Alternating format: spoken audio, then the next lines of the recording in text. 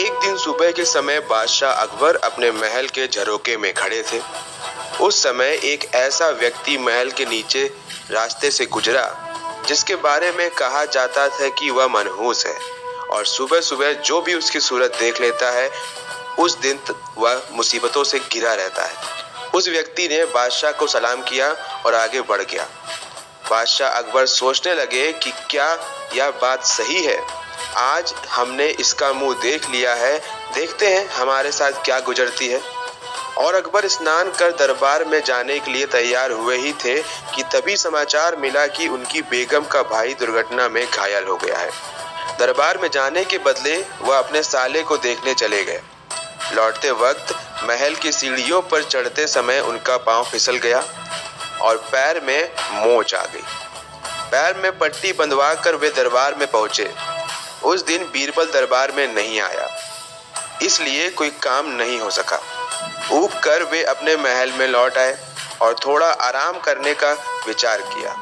अभी उन्हें जरा सी झपकी आई थी कि बेगम ने उन्हें भोजन करने के लिए बुलाया। अब भोजन करने का उनका मन नहीं था, फिर भी भोजन करने बैठ गए। किंतु अभी पहला ग्रास ही मुंह में डाला था कि अचानक कहीं से एक मक्खी उनकी थाली में आ गिरी। वे खाना छोड़कर खड़े हो गए। अब तो उनका गुस्सा सातवें आसमान में पहुंच चुका था। बेगम से भी इस बात पर उनकी कहासुनी हो गई और बेगम नाराज हो गई।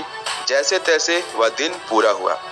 शाम को वे महल की छत पर गए और एकांत में बैठकर सोचने लगे कि आज मेरा पूरा दिन खराब गया।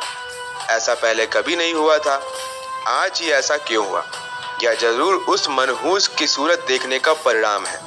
उन्होंने उसी समय सिपाहियों को हुक्म दिया कि उस मनहूस को गिरफ्तार करके हमारे सामने पेश किया जाए। सिपाही फौरन उसे पकड़ कर ले आए। बादशाह ने उसे फांसी की सजा सुनाई। दरबारियों के पूछने पर उन्होंने पूरी बात बताई कि किस प्रकार इसका मुंह देखने पर उन्हें पूरा दिन परेशान रहना पड़ा। खबर बीरबल तक पहुंची। उन्हें यह गरीब मार होती अच्छी नहीं लगी। वे सीधे कारागार पहुंचे और उस मनहूस से मिले और कुछ समझाकर लौट आए। फांसी के दिन सिपाही मनहूस को फांसी के तख्ते के पास ले गए। फांसी देने के पहले जेलर ने उससे उसकी अंतिम इच्छा पूछी। उसने कहा, कल सुबह बादशाह ने मेरा मुंह देखा था, इसलिए उन्हें बहुत तकलीफें उठानी पड़ी। कल ही मैंने भी सबसे पहले उनका मुंह देखा था, इसलिए मुझे आज फांसी चढ़ना पड़ रहा है। जेलर साहब, आप दरबार में जाकर बादशाह दरबारी और नगर की जनता को मेरा यह संदेश पहुंचा दें कि आज वे सुबह के समय कोई बादशाह का मुंह ना देखें। जो भी व्यक्ति सुबह के समय बादशाह का मुंह देखेगा उसे मेरी तरह फांसी पर चढ़ना पड़ेगा। बस यही हमारी अंतिम इच्छा है।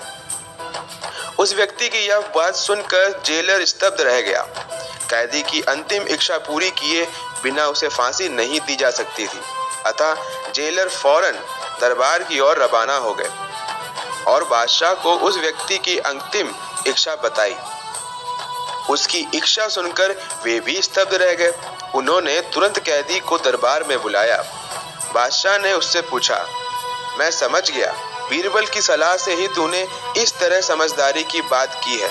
मुझसे वाकई भूल में तेरे साथ अन्याय हो गया। जा, मैं तेरी सजा माफ करता हूँ। बादशाह ने उस व्यक्ति को 500 मोहरें भी भेंट दी। वह व्यक्ति खुश होकर चला गया। एक निर्दोष व्यक्ति के प्राण बचाने के लिए बादशाह ने बीरबल को बहुत आभार माना। तो ये थी कहानी अकबर बीरबल की मनहूस कौन। तो आपको कैसी लगी? यदि अच्छी लगी हो तो हमें जरूर बताएं।